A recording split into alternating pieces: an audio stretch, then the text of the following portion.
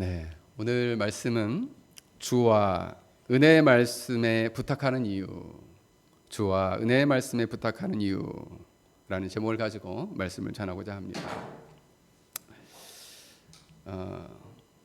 오늘은 특별히 우리 penang 열린교회가 세워진 지 7년째 됐는데 교회에 등록해서 이렇게 잘 훈련받고 이 연말에 많은 가정들이 또 한국에 돌아가는 상황에 놓이게 됐습니다. 그래서 오늘 5가정이 돌아가게 되는데 제가 주중에 기도를 했어요. 하나님, 이렇게 가정들이 또 귀국하기도 하고 또 쿠알라룸푸르로 이주하기도 하고 또 저 중국으로 이주하는데 하나님, 떠나는 가정 또 남아있는 성도들에게 어떤 말씀을 전하면 좋을까요? 기도했는데 오늘 본문의 말씀으로 우리 성도들을 권면하면 너무 좋겠다, 이런 마음이 들어서 오늘 말씀을 준비했습니다. 여러분들은 아이들을 자전거를 타는 그 훈련을 시켜본 적이 있을 거예요. 자, 우리 친구들 한번 손 들어볼까? 나는 엄마 아빠한테 자전거를 배운 적이 있다는 친구 손 들어보세요. 어유, 맞네. 그렇습니다. 저도 우리 아이들을 자전거를 가르쳐 준 적이 있었는데 뒤에서 이렇게 잡아주죠. 그리고 이 아이가 이제 앞에서 이렇게 균형을 잡도록 막 도와줍니다. 그리고 어느 순간 이제 자기가 막 이 페달을 밟아가지고 속도를 얻어가지고 이제 걸어갈 때, 막 달려갈 때는 그때 어떻게 해요? 엄마 아빠가 딱 놓죠. 혼자 한번 가봐라 하고 딱 놓습니다. 근데 때로 걱정하죠. 가다가 또 넘어지지는 않을까, 가다가 또 이 돌 같은 데 부딪혀가지고 쓰러지지는 않을까 걱정할 때도 있죠. 오늘 본문에 나오는 사도 바울의 심정이 딱 그렇습니다. 이제 이 에베소 교회 장로들을 보면서 그 교회를 그 교회 성도들을 보면서 이제 내가 이렇게 이 교회를 떠나게 되는데 이 공동체, 그리고 또 이 교회에 속해서 이 양떼를 돌보는 이 장로들과 또 지도자들이 정말 잘 할 수 있을까? 걱정되는 거죠. 저도 이 사도 바울의 심정을 가지고 이 교회에서 이렇게 훈련받고 떠나는 성도들과 가정들을 보면서 제가 이 사도 바울의 심정을 품자라는 마음입니다. 그래서 주와 은혜의 말씀에 부탁하는 이유라는 말씀을 가지고 오늘 말씀을 나눌 때 여러분들에게 풍성한 은혜가 임할 수 있기를 주의 이름으로 간절히 축원합니다. 오늘 본문에 보면은 배경이 에베소 교회예요. 근데 이 에베소 교회는 욕망의 도시라고 불릴 만큼 이 교회가 매우 타락하고 그리고 여러 우상 숭배로 섬겼던, 그래서 우상을 숭배하는 곳은 성적으로 문란하거든요. 그래서 성적으로도 매우 문란했던 그런 도시였습니다. 그 도시에는 세계 7대 불가사의라고 불리는 아데미 신전도 있었습니다. 그래서 그들은 아데미라는 여신을 매우 열심히 섬기는 그러한 도시 사람들이었어요. 그곳에서는 마술사들도 많았고, 그리고 주문을 외우면서 사람을 현혹하는 점쟁이 같은 사람들도 많이 있었습니다. 귀신을 두려워했고, 그리고 부적 같은 것을 신뢰하기도 했어요. 그런데 이 사도 바울은 온갖 잡다한 사상으로 가득한 이 에베소에서 유일하게 예수 그리스도의 이름만을 전했습니다. 바울은 가장 먼저 에베소에 도착해서 회당에서 하나님의 나라의 복음을 3달 동안, 몇 달 동안? 3달 동안 하나님 나라의 복음을 잘 가르쳤습니다. 그런데 그 가운데에서는 이것을 싫어하는 사람들이 있었어요. 그래서 따로 떨어져서 두란노 서원이라는 곳에서 2년 동안 날마다 2년 동안 이 에베소 교회의 성도들을 가르쳤습니다. 근데 얼마나 말씀을 열심히 가르쳤는지 유대인이나 아시아 지방에 있는 유대인이나 헬라인이나 할 것 없이 주의 말씀을 듣지 못한 사람이 없을 정도였다. 얼마나 열심히 가르쳤는지 그 대부분의 많은 사람들이 그 주의 말씀을 들었다는 거예요.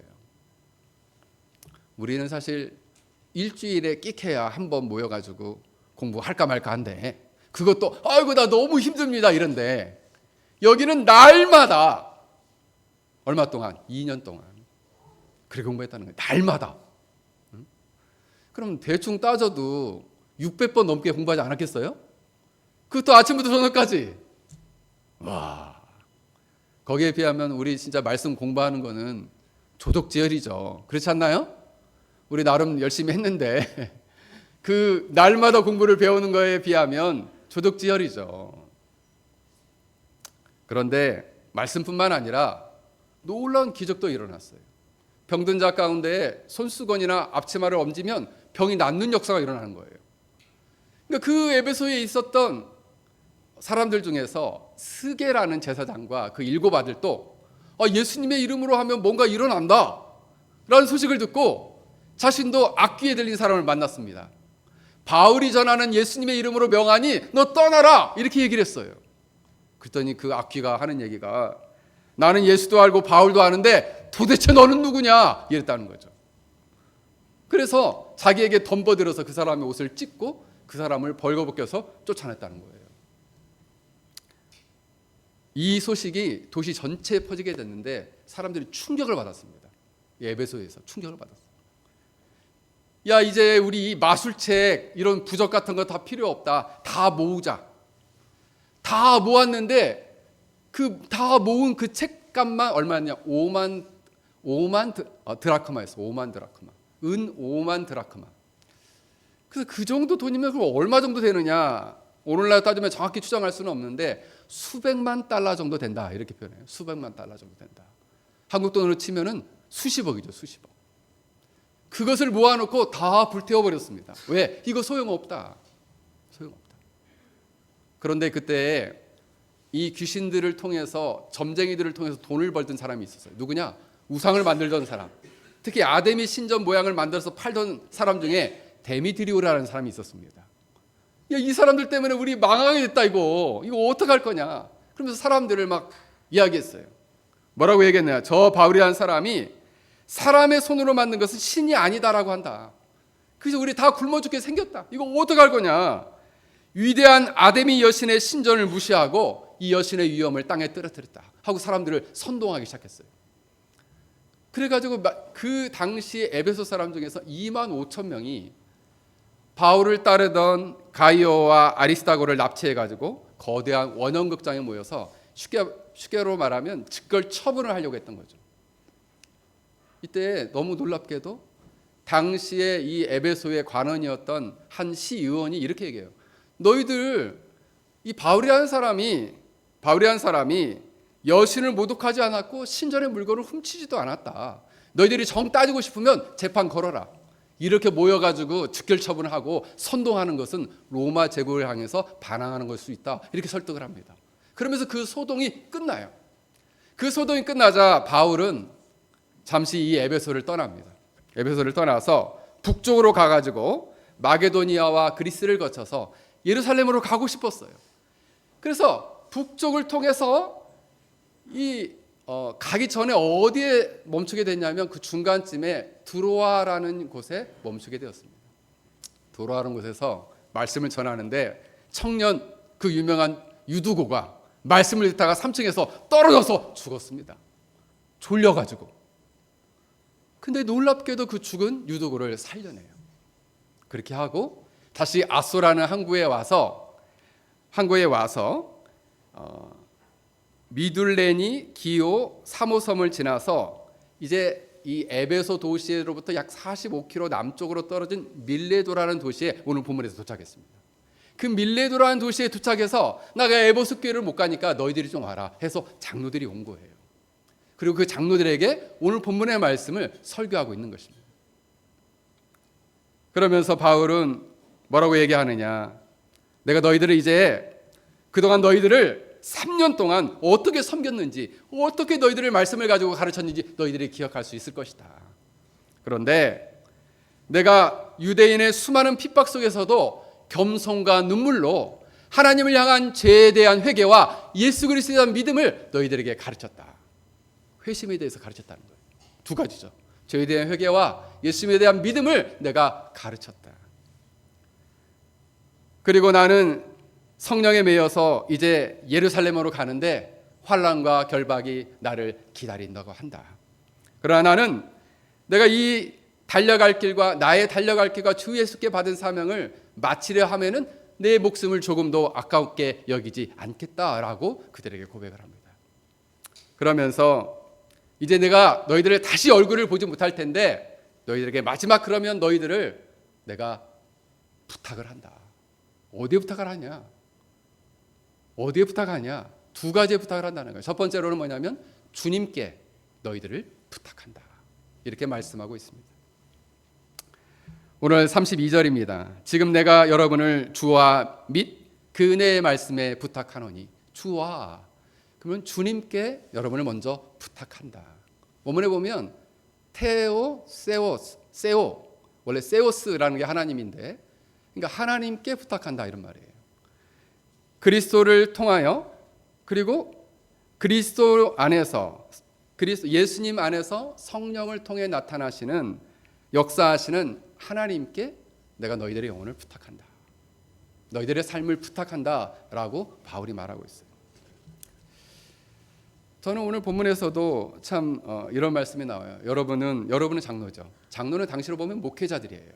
목회자들을 자기를 위하여 온 양떼를 위하여 삼가라, 자신을 절제하라는 거예요. 왜냐하면 성령이 여러분을 감독자로 삼고 하나님이 자기 피로 사신 교회로 보살피도록 하셨기 때문에 목회자 자신이 자신을 잘 보살피고 지켜야 된다는 거예요. 저 이 말씀에 도전을 받았습니다. 내가 나를 잘 지켜야 되겠구나. 나를 삼가 잘 절제하고 통제해야 되겠구나. 왜냐하면 주님께서, 하나님께서 자기 피로 사신 교회를 보살피도록 하셨기 때문에. 그러면서 이 교회가 얼마나 소중하냐? 바로 예수 그리스도의 십자가의 피로서 사신 교회다. 여러분은 한 사람 한 사람이 어떤 사람들이냐? 예수님의 피로 사신 사람들이에요. 할렐루야. 주님이 피값을 지불하고 사신 사람이니 얼마나 귀중한 사람들이냐 말이에요. 한 영혼 한 영혼이 이토록 소중합니다. 그런데 바울이 이 에베소 장로들에게 바로 당신들을 내가 주님께 부탁하는 이유가 무엇인 줄 아느냐? 내가 이 예루살렘으로 떠난 후에 이 교회에 내가 떠난 후에 사나운 이리가 여러분에게 들어와서 그 양떼를 아끼지 아니할 거다. 사나운 이리가 들어온다는 거예요. 이리는 뭘까요? 이리? 사나운 이리는 뭘까요? 늑대예요, 늑대. 늑대가 혼자 다니는 거 본 적 있어요? 늑대는 떼로 다녀요. 떼로 다녀서 사냥감을 노린다는 거죠. 이 사나운이라는 단어가 원문에 보면은 어떤 단어로 바리스라는 단어가 쓰였는데 잔혹하고 잔인하다는 거예요. 잔혹하고 잔인한 이리가 너희들을 해치러 이 교회 안에 들어올 거라는 거죠. 여러분, 이 바울이 경고하는 사나운 이리는 단순한 인간적인 지도자나 교사라기보다는 사탄과 그의 세력을 말해요. 사탄이 강력한 조직과 세력을 가지고 너희들을 핍박하고 박해하고 고통을 주고 믿음에서 미끄러지게 만들 거라는 거죠. 사탄과 그 세력을 추정해 보면 세 가지로 이해할 수 있습니다. 이 에베소 교회의 배경에서 보면, 첫째로 이 사나운 1위는 누구냐? 당시로부터는 로마 제국과 그 로마 제국이 조직적으로 교회를 핍박하고 조직적으로 크리스찬들을 박해했던 것을 보게 돼요. 여러분, 박해의 시작은 AD 주후 64년 네로 황제 때부터였어요. 지금 이때가 어느 때냐면 주후 57년 전이거든요. 그 후로 7년 후에 박해가 시작됩니다. 그리고 이 에베소 교회를 대대적으로 핍박할 때는 어느 때냐면 주후 79년, 80년이에요. 그 후로 약 23년이 지난 후에 이 교회에 강력한 핍박과 박해가 도달할 거라는 거죠. 여러분, 박해가 강력해지는 황제는 누구냐면 도미티아누스 황제예요. 그 황제 때에는 스스로 자신이 황제가 나는 신이다, 나는 하나님이다 라고 주장하면서 황제의 형상을 만들어 놓고 그 앞에 절하도록 했어요. 황제에게 절할 거냐, 니네들이 섬기는 하나님을 섬길 거냐, 둘 중 하나를 택하라. 택하지 않으면 체포하고 구금하거나 고문하거나 죽이든지 하겠다는 거예요. 그래도 예수님 믿을래? 그래도 너희들이 믿는 하나님을 섬길래? 라고 말하는 거죠. 그 사나운 일이가 너희들을 핍박할 때 너희들이 믿음을 지킬 수 있겠느냐라는 거예요. 가이사를 주로 고백할 것이냐, 하나님을 주로 고백할 것이냐. 이때 사도 요한도 그때 박해를 받아서 반모섬으로 유배를 가게 되는 거예요. 왜? 믿음의 정절을 포기하지 않으니까. 멀리 귀향을 보낸 거죠. 둘째로 이 사나운 일위는 종교적으로 보면 유대인들의 끊임없는 박해였습니다. 유대인들은 기독교인들을 향해서 뭐라고 얘기했냐면 저들은 이단이다. 저들은 정통성이 없다. 그러니 회당에서 강의할 수 없고 강론할 수 없다라고 했어요. 그래서 이 기독교인들을, 특히 예수를 구원주로 하나님의 아들로 믿는 신앙의 사람들을 무방비적 종교라는 태도로 해서 보호받지 못하도록 했어요. 그래서 그들을 적극적으로 박해하도록 그들이 도왔다는 거죠. 그리고 사회적으로 그들을 고립시켰습니다. 문화적으로, 사회적으로는 이 에베소 당시 안에는 길드라는 서로 이렇게 사회 경제 단체죠. 그들로 묶여져 있었어요. 그러나 기독교인들은 그 단체 안에 들어오지 못하도록 만들었습니다. 그래서 밥벌이를 제대로 할 수 없게 만드는 거예요. 너희가 이렇게 경제적으로 어려운데도 예수님 믿겠느냐? 너희가 정치적으로 그리고 이처럼 고통을 당하는데도 너희들이 믿겠느냐? 사회적으로 이처럼 고립을 당하고 배제를 당해도 너희들이 예수를 믿겠느냐? 하나님을 주라 고백하며 그분을 의지하며 살겠느냐라고 이 사나운 이리가 공격을 할 거라는 거예요. 바울은 고뇌가 깊었습니다. 나는 떠나는데 이 사나운 이리로부터 이 많은 양떼들과 이 교회를 누구에게 부탁을 할 거냐? 여러분, 아무리 좋은 목회자도 그리고 아무리 탁월한 지도자도 평생 목양받으며 함께 지낼 수 없습니다.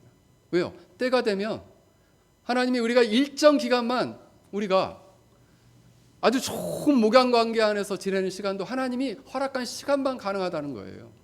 때가 되면요, 떠나 보내시는 거죠. 그럴 때 그때에 장로들은 생각했을 거예요. 아유, 우리 사도님 바울이 가시면은 우리 어떡합니까? 누구를 의지하고 이 핍박을 견디면서 믿음을 지키면서 살 수 있겠습니까? 라고 이 장로들은 정말 눈물 짓고 있는 것이거든요. 통곡하고 있는 것이거든요. 그런데 사도 바울은 이렇게 말합니다. 내가 당신들을, 양떼들을, 그리고 이 에베소 교회 교인들을 내가 주님께, 하나님께 부탁을 드립니다. 왜 하필 주님께 부탁한다고 했을까요? 요한복음 10장에 보면 예수님이 이렇게 말씀하십니다. 싹구는 이리가 오는 것을 보면 양을 버리고 달아 나가니와 나는 선한 목자라 선한 목자는 양들을 위하여 목숨을 버리느니라 말씀하십니다. 여러분, 주님은 일대가 몰려올 때 도망가는 것이 아니라 오히려 자신의 생명을 던져 그 양떼를 구원한 것처럼 자신의 피값으로 사신 하나님의 거룩한 백성들을 특별하게 보호하시고 지키실 것이다 라는 확신이 바울에게 있었기 때문입니다. 그래서 하나님의 손에, 주님의 손에 그 양떼들을 부탁했다. 장로 여러분, 두려워하지 마십시오. 사나운 이리가 강합니까? 맞습니다. 하지만 주님은 더 강하십니다. 할렐루야! 여러분들, 떠나는 여러분들은 약합니다. 그런데 여러분들을 보호하시고 지키시는 하나님은, 주님은 강하십니다. 할렐루야!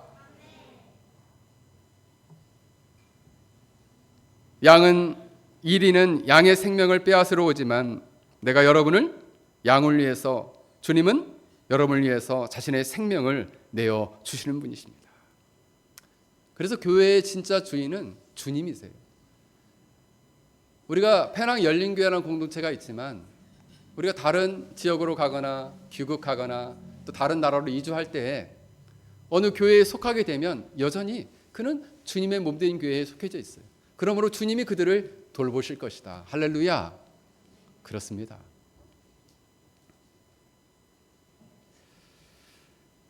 19세기 때에 제가 요즘 인용하고 있는 분 중에 한 분이 누굽니까? 내지 선교의 허드슨 테일러 선교사는 중국 내에서 선교를 하다가 정말 많은 박해와 고난과 어려움을 많이 당했죠. 그때 박해를 당해가지고 원래 마태복음 10장에 보면은 예수님이 명령하시거든요. 파송하는 제자들에게 누가 너희를 박해하거든 다른 마을로 이동해라. 싸우지 말고 다른 마을로 도망가라, 피하라 이렇게 권면하시거든요. 그래서 이제 이 선교사님도 다른 지역으로 이렇게 피신하면서 늘 이런 얘기를 했다는 거죠. 당신들을 양떼를 보면서 내 손을 떠나는 것이지, 그죠? 그러니까 이 박해를 받아서 떠나는 성도들에게 이렇게 권면을 한 거예요. 내 손을 떠나는 것이지 주님의 손을 떠나는 것은 아닙니다. 저도 이런 마음입니다. 그래서 어떤 중국인 신자가 다른 성으로 피신했을 때 이 허드슨 테일러가 편지를 보냈어요. 그리고 이렇게 말했습니다. 형제여, 당신은 나에게서 떠났지만 당신은 주님의 눈에서 떠날 수 없습니다. 그분은 당신보다 먼저 그 도시에 가 계십니다. 떠나는 여러분들을 향해서도 전 그렇게 말씀드리고 싶습니다. 여러분들은 페낭 열린교회를 비록 떠나지만은 그 떠난 그곳에는 주님이 계시다. 할렐루야. 먼저 계시다. 그리고 여러분을 가장 선한 길로, 가장 좋은 길로 여러분을 인도하실 것이다. 사랑하는 성도 여러분, 우리는 미래에 어떤 일이 일어날지 알지 못합니다. 그러나 분명한 것은 우리 신앙생활을 하는 동안에 사나운 이리 같은 많은 고난과 핍박과 어려움이 반드시 존재할 거라는 거예요. 그때 여러분은 낙심하지 마십시오. 그때 여러분을 붙들고 계시는, 여러분을 강한 오른손으로 붙들고 계시는 하나님의 놀라운 은혜와 능력을 붙들고 승리할 수 있기를 주의 이름으로 간절히 축원합니다. 여러분의 인생을 주관하시는 주님께 떠나는 성도들의 인생과 삶을 부탁을 드립니다. 또 이 자리에 남아있는 모든 성도들 역시도 우리 삶 가운데 고난과 어려움이 있을 때에 정말 주님을 의지하며 살아갈 수 있기를 주의 이름으로 간절히 축원합니다. 두 번째 사도 바울이 부탁한 것은 오늘 본문을 보면 지금 내가 여러분을 주와 및 그 은혜의 말씀에 부탁하노니 라고 말씀합니다. 은혜의 말씀에 부탁한다. 에베소 교회와 양떼를 그 은혜의 말씀에 부탁한다. 이 은혜의 말씀이라는 단어는 원문으로 따져보면 원문의 의미는 은혜의 능력 있는 말씀에 부탁한다. 이런 의미예요. 은혜의 능력 있는 말씀에 부탁한다. 은혜라는 것은 값없이 베푸시는 하나님의 호의이고 자격 없는 자에게 베푸시는 하나님의 놀라운 호의 어린 사랑이에요. 그 호의 어린 사랑이 무엇과 함께 온다는 거예요? 말씀과 함께 주어진다는 것이죠. 그래서 여러분, 이 복음 자체는 강력한 은혜의 힘을 가지고 있는데 그 은혜의 힘이 단순히 이 하나님의 은혜의 말씀이 그냥 말이나 언어로만 전달되는 것이 아니라 강력한 능력을 동반해서 놀랍게도 그 사람의 영혼을 변화시키고 그 사람의 생각을 변화시키고 그 사람의 의지를 변화시키고 그 사람의 삶의 방향을 변화시키고 그 사람의 인생 전체를 변화시킨다는 거예요. 할렐루야. 무엇이? 은혜의 말씀입니다.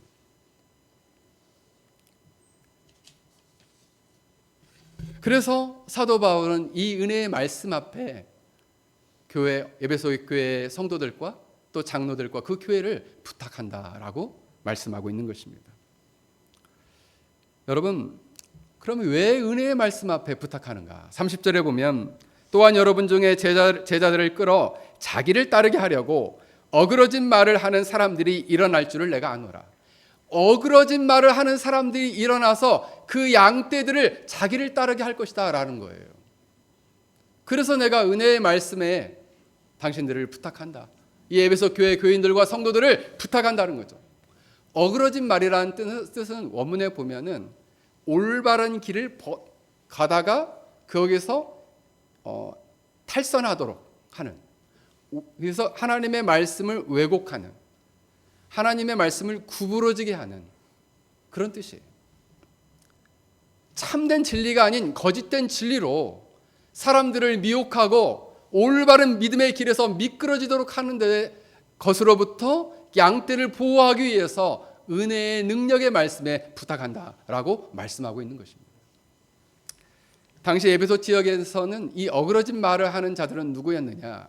역사적으로 보면은 두 종류예요. 하나는 영지주의고 하나는 율법주의입니다. 영지주의는 그들은 신앙생활은 비밀 가외 같다, 수수께끼를 푸는 것과 같아 구원을 얻기 위해서는 특별한 영적 지식이 필요하다고 생각했어요. 그래서 그 영적인 특별한 지식을 깨달은 사람, 그 비밀을 알게 된 사람만 구원을 받게 된다라고 생각을 했습니다. 뿐만 아니라 영혼은 깨끗하고 몸은 더럽다라고 생각했어요. 그러므로 예수님이 하나님의 아들이시고 신이시라면 더러운 육체를 입고 이 땅에 오실 리가 없다는 거죠. 그러므로 예수님이 이 땅에 오신 것처럼 보인 유령이다. 그렇게 이 사람들은 믿었어요. 왜? 진짜로 오신 게 아니다. 오신 것처럼 보였을 뿐이다 라고 어그러진 복음을 전했다는 거예요. 이 영지주의 분파 중에서 리골라 당이 요한계시록에 보면 에베소교에 나오는데, 그 리골라 당은 누구냐면 구원받은 이후에는 육체는 더러운 거니까 마음대로 살아라, 영혼만 깨끗하면 된다. 그래서 방종한 삶을 부추겼어요. 구원받았으니까 마음대로 살아. 왜? 육신은 쓰레기니까 상관없어. 영혼만 깨끗하면 구원받아 라고 말했다는 거죠. 어그러진 말이죠. 그래서 믿음에서 미끄러지게 만들었다는 거죠. 그래서 많은 사람들이 그 믿음의 길에서 미끄러졌다는 거예요. 그래서 은혜의 말씀에 부탁한다라고 오늘 이 바울은 말하고 있는 것이죠. 율법주의는 무엇입니까? 예수를 구원주요 하나님의 아들로 믿는 것만으로는 구원받지 못한다. 자, 예수님을 무엇으로 믿는 것으로 부족하다고요? 예수님을 무엇으로 믿을 때 구원을 받습니까? 우리 친구들 한번 얘기해 보자. 예수님을 무엇으로 믿을 때, 누구로 믿을 때 구원을 받을 수 있어요? 자, 우리 중등부, 요즘 우리 청소년 교류반을 하는 우리 중등부에게 한번 물어보겠어. 우리 예지 한번 얘기해 봐. 구원자, 그렇지. 구원자. 또 우리 도건이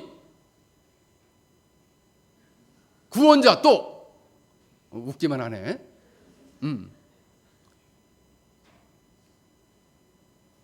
자, 우리 서영이 한번 얘기해. 그렇지. 구원자이자 하나님의 아들로 믿을 때 구원 얻는다는 거예요. 근데 그걸로 부족하다는 거예요. 할례도 행하고 율법도 행하고 정결법도 행하고 음식도 가려 먹어야지 구원받는다라고 말했다는 거죠. 근데 여러분, 은혜의 말씀에 놀라운 능력이 있는 이유는 어떤 이유일까요? 아니다. 율법주의를 어떻게 부숩니까? 아니다. 구원은 하나님의 은혜로 구원받는다. 그래서 율법주의를 확 부수는 거예요. 은혜는 무엇이냐? 한편으로 죄에 대해서 죽고 의에 대해서 살아야만이 신자가 구원받은 자로서 올바른 삶을 살아갈 수 있다라고 은혜의 말씀은 고면한다는 거예요. 그런 점에서 방종주의와 율법주의를 꽤 부수는 놀라운 은혜의 말씀에 능력이 있었다는 거죠. 할렐루야. 그 은혜의 능력의 말씀에, 그 은혜의 능력 있는 말씀에 이 에베소 교회와 성도들과 장로들을 부탁한다. 할렐루야. 여러분, 하나님은 말씀의 근원이세요. 그리고 놀라운 능력을 담아내는 도구가 바로 은혜의 말씀이에요. 그 은혜의 말씀은 능력이 있어서 사람을 변화시키기도 하고, 그리고 삶의 고난과 어려움이 펼쳐서 불안하고 걱정하고 근심하는 사람에게 새 힘을 주기도 하고 용기를 주기도 하고 다시 일어날 수 있는 힘을 불어넣기도 한다는 거예요. 어떤 군인이 전쟁터에 가가지고 전쟁터에 가서 총을 쏘는 게 생각보다 쉽지 않거든요. 저도 군대에 갔을 때 총알을 보는데 총알이 무섭더라고. 처음 총을 봤는데 무서웠어요. 그리고 총을 쏘라는데 총을 들고 총을 쏘는 게 생각보다 굉장히 무섭더라고요. 처음에. 그러니 총을 들고 전쟁을 할 때 옆에 많은 사람들이 총에 맞아 죽는 걸 볼 때 얼마나 두렵겠어요. 그때 어머니가 줬던 성경책을 폈어요. 그때 그 성경책 앞에 어머니가 쓰준 이렇게 성경책 앞에 이렇게 어머니가 쓴 글이 있었어요. 뭐라고 썼냐? 아들아, 내가 너와 함께 있어 줄 수 없을 때 하나님의 말씀이 너의 생명을 지켜줄 것이다. 그렇습니다. 여러분, 은혜의 말씀에 부탁하는 마음이 바로 이런 것이죠. 우리의 영혼을 지키시는 하나님께서 뭘 통해서? 은혜의 말씀을 통해서 우리를 지키신다. 이런 것입니다. 이번에 오늘 꽃다발도 이렇게 준비되어 있는데 성장반 우리 공부를 이번 기수는 9명이 함께 공부를 했는데 그중에 6분이 오늘 수료하십니다. 이 6분이 길게는 한 1년 정도, 방학 빼고 1년 정도, 그래서 한 6, 7개월 정도 공부해야 끝나는데 이 과정을 다 완수했어요. 몇 분이? 6분이. 그 중에서 이제 2분은 다 끝나지 못하고 중간 정도 하시다가 이제 가시는 거고, 2분은 완주를 했습니다. 완주를 하고 1과부터 20강까지 다 공부를 하고 이번에 떠나게 되었습니다. 어제 이제 금요일 날 공부를 마치면서 물어봤어요. 우리 성장반 마치시는 분들에게. 그래 좀 공부를 하는 가운데 이 말씀을 배우는 가운데 어떤 이제 소회에 대해서 한번 이야기를 해보라 말씀을 드리니까 이렇게 얘기하신 분들이 있었습니다. 어떤 분들은 이 말씀에 의해서 삶이 많이 변했다는 분도 계시고, 어떤 분은 이슬비에 옷 젖듯이 조금씩 변화되고 있다라고 말씀하시는 분도 계셨어요. 근데 왜 이런 일들이 일어날 수 있을까요? 또 생각이 완전히 바뀌었다는 분도 계셨어요. 왜 이런 일이 일어날 수 있을까요? 은혜의 말씀에는 능력이 있기 때문입니다. 그 능력이 우리의 영혼을 변화시키고 우리의 삶을 변화시키기 때문입니다. 사랑하는 성도 여러분, 이제 교회를 떠나는 성도들에게도 부탁합니다. 여러분들은 이미 저와 함께 공부하면서 성경에 나타난 하나님 나라의 커다란 구원의 경륜과 하나님의 뜻에 대해서 조금이나마 눈을 떴을 것이라 생각을 합니다. 그렇다면 여러분들의 인생과 삶이 하나님의 나라를 위해서 여러분의 인생을 어떻게 살아가야 할지를 진지하게 고민하며 살아가기를 주 이름으로 간절히 축원합니다. 우리 남아있는 성도들도 이 은혜의 말씀에 붙잡혀서 하나님의 뜻을 깨닫고 그 뜻에 순종하며 살아가는 복된 신자들이 되기를 주 이름으로 간절히 축원합니다. 말씀을 맺겠습니다. 그렇다면 최종적으로 이렇게 주와 그 은혜의 말씀에 부탁하는 이유는 무엇인가? 그 말씀은 32절 하반절에 나와 있습니다. 그 말씀이 여러분을 능히 든든히 세우사, 여러분을 능히 든든히 세우신다는 거예요.